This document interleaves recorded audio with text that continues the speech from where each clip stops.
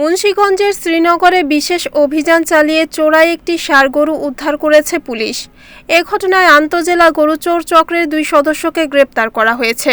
Police সূত্রে জানা যায়, গত 16 জুলাই গভীর রাতে উপজেলার শ্যামসিদ্ধি ইউনিয়নের মত্তগ্রাম এলাকার বাসিন্দা সায়েদ মৃধার গোয়ালঘর থেকে প্রায় 70,000 টাকা মূল্যের একটি কালো ষাঁড় গরু চুরি হয়। এ ঘটনায় ভুক্তভোগী বাদী হয়ে শ্রীনগর থানায় একটি মামলা দায়ের করেন। মামলার পর পুলিশ সিসিটিভি ফুটেজ বিশ্লেষণ ও তথ্য প্রযুক্তির সহায়তায় তদন্ত শুরু করে। তদন্তের ধারাবাহিকতায় মঙ্গলবার পাটাভোগ এলাকায় অভিযান চালিয়ে মাহিদুল ইসলাম ও সোহেল ব্যাপারী নামের 2 ব্যক্তিকে গ্রেপ্তার করা হয়। পরবর্তীতে তাদের দেওয়া তথ্যের ভিত্তিতে পাটাভোগ এলাকার একটি পরিত্যক্ত ঘরের সামনে আম গাছের সঙ্গে বাঁধা অবস্থায় চোরাই ষাঁড়টি উদ্ধার করা হয়।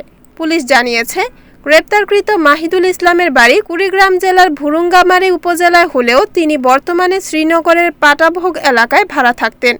অপর গ্রেপ্তারকৃত সোহেল ব্যাপারী শ্রীনগর উপজেলার 16ঘর ইউনিয়নের পশ্চিম চকেরপাড়া এলাকার বাসিন্দা।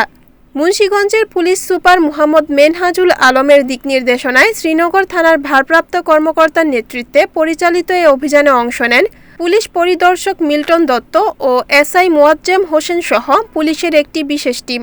শ্রীনগর থানার পুলিশ আরও জানায়, উদ্ধারকৃত গরুটি জব্দ করা হয়েছে এবং এই চক্রের অন্যান্য সদস্যদের ধরতে ও ঘটনার নেপথ্যে থাকা সহযোগীদের আইনের আওতায় আনতে মামলার তদন্ত অব্যাহত রয়েছে। Report Farhad Hossain Johnny, NNTV, Munshiganj.